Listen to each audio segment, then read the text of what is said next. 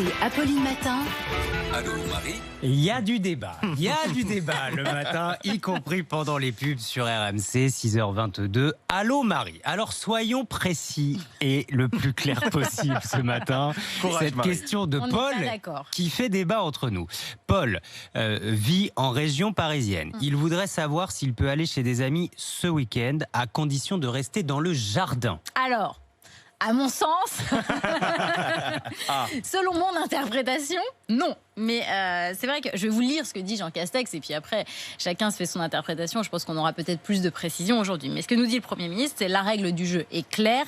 Elle s'appuie sur un principe de confiance et de responsabilité. Je dirais même de bon sens. Profitons des espaces extérieurs, mais soyons hyper rigoureux pour proscrire les regroupements privé. Ce qui veut donc dire que oui, pour aller faire une promenade dans un parc ou un jardin, mais les rassemblements chez des amis ou chez un voisin sont donc, selon ces termes, proscrits. Il dit bien d'ailleurs, pas question d'en profiter pour aller faire un barbecue chez un voisin. Ce sont les mots du Premier ministre. La loi n'interdit pas de se balader, ni d'aller dans un jardin, ni de faire un barbecue.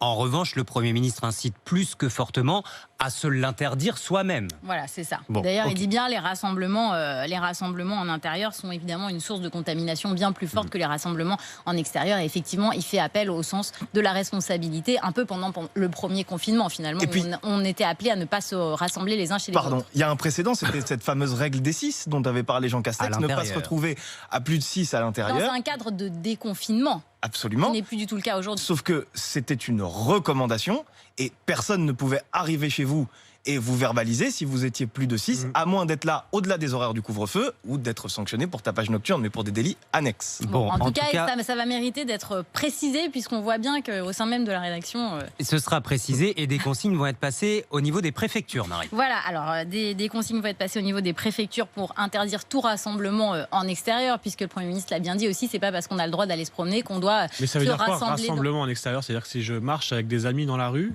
je risque une amende?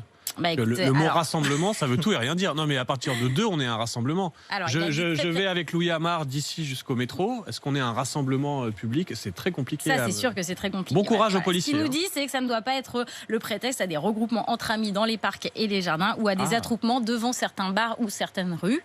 Voilà, et que des consignes seront passées au préfet, effectivement, pour éviter tout type de rassemblement en extérieur. Mais tout effectivement, cela, on a hâte d'avoir le détail. Tout ça reste très flou. Et tout cela dans les 16 départements concernés, ce qui représente un Français sur 3, pas les 2 autres sur 3. Et pas question non plus, évidemment, d'aller passer le week-end chez des amis dans des régions non confinées, puisqu'évidemment, il y a la règle des 10 km qui, celle-ci, est très claire. On est tous d'accord dessus. En revanche, nos amis des autres régions peuvent venir passer le week-end en Île-de-France.